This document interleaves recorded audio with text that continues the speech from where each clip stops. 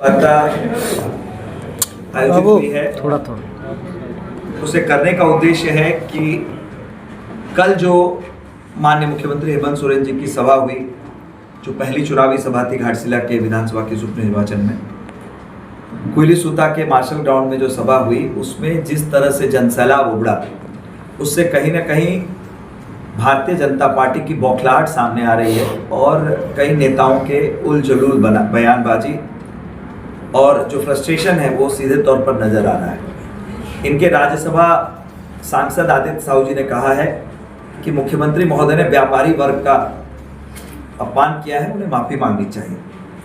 तो ये बिल्कुल वही है कि मंदिर में कौन है, केले मैंने नहीं खाए।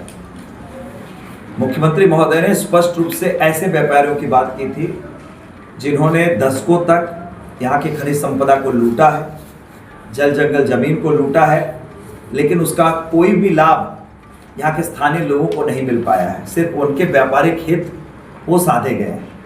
लेकिन जो व्यापारी, ऐसे व्यापारियों के हितैषी हैं, अदानी अंबानी के जो हितैषी हैं, जहाँ उनकी सरकारें अदानी अंबानी के इशारों पर चल रही है, वैसे लोगों के पेट में दर्द होना लाजमी है और वही उनका रिएक्शन सामने आया है।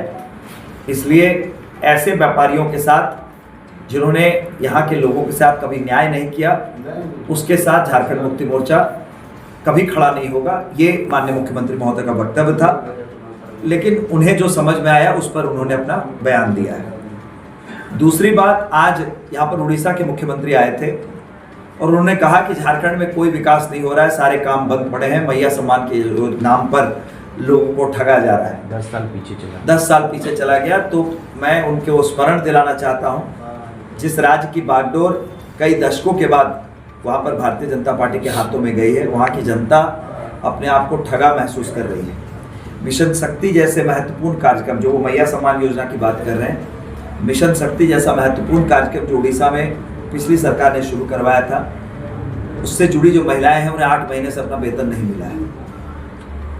300 यूनिट फ्री बिजली देने की बात उन्होंने अपने चुनावी घोषणा पत्र में कही थी, जिसका अभी तक कोई नामो निशान नहीं है।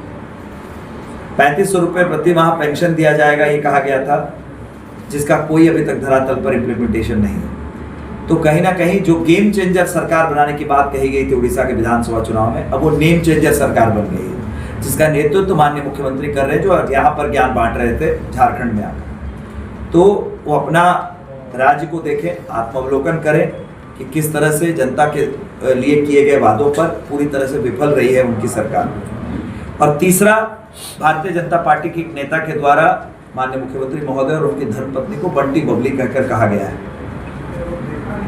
हमारा स्पष्ट मानना है कि सार्वजनिक जीवन में विचारों का अंतर हो सकता है, आप आलोचना कर सकते हैं, लेकिन शब्दों का चयन बहुत महत्वपूर्ण होता है, उसमें गरिमा बचा कर रखनी चाहिए।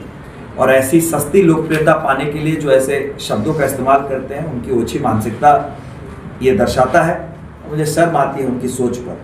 जिसे वो बंटी बबली कह रहे हैं, उसी बंटी बबली ने इनके दोनों गुजराती सुपरस्टारों की छक्के छुड़ा दिए थे यहाँ के विधानसभा चुनाव में, और अभी तक का इस राज्य का सबसे बड़ा मैंडेट हासिल किया था। दोनों गुजराती फरार, हेमंत सोरेन बरकरार। तो इस तरह की बातें सार्वजनिक जीवन में अगर इस तरह के शब्दों का चयन होगा तो उसका उत्तर भी उसी तरीके से मिलेगा। बहुत बहुत धन्यवाद।